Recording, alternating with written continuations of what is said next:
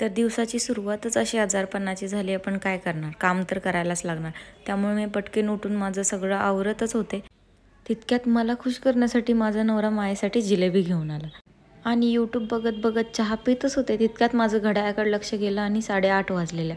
मग तितक्यात पटपट उठले आणि नंदेला डब्बा द्यायचा होता, त्यामुळे मी पटकीन भाकरी केली. कारण आमच्या घरात कोण चपाती खात नाही, सगळ्यांना भाकरीच लागते. त्यामुळे मी भाकरी केली आणि तितक्यात गॅसनी पण माझी साथ सोडली. मग अंघोळीपेक्षा माझ्या नवऱ्याने गॅस जोडणं महत्त्वाचं समजून अंघोळ सोडून गॅस जोडायला आला. तितक्यात बघते तर 9 वाजून गेले होते, पण माझे सर्व कामे पण झालते आणि माझं किचन पण क्लीन झालं. त्यानंतर माझे सासरे जबरदस्ती हॉस्पिटल पाठवण्यात यशस्वी झाले आणि मला हॉस्पिटलला जायला लागलं. इंजेक्शन घेणार नाही म्हणूनही मला जबरदस्ती इंजेक्शन दिल्यामुळे घरी येऊन नवऱ्याने माझ्या हातात जिलेबी दिली आणि मला खुश केलं. आणि मी जरा जास्तच औषधप्रेमी असल्यामुळे मी जोपर्यंत औषध खात नाही तोपर्यंत माझा नवरा तिथून हललाच नाही. त्यानंतर मूड फ्रेश करण्यासाठी आम्ही तिघं बाहेर गेलो फिरायला. आणि हे जे कडं आहे ते मी यांना ॲनिव्हर्सरीला गिफ्ट केलं तर ते येत नव्हतं, म्हणून आम्ही सोनार मामाकडे दिलं होतं. परत ते रिटर्न होऊन मोठं करून ते परत आलं.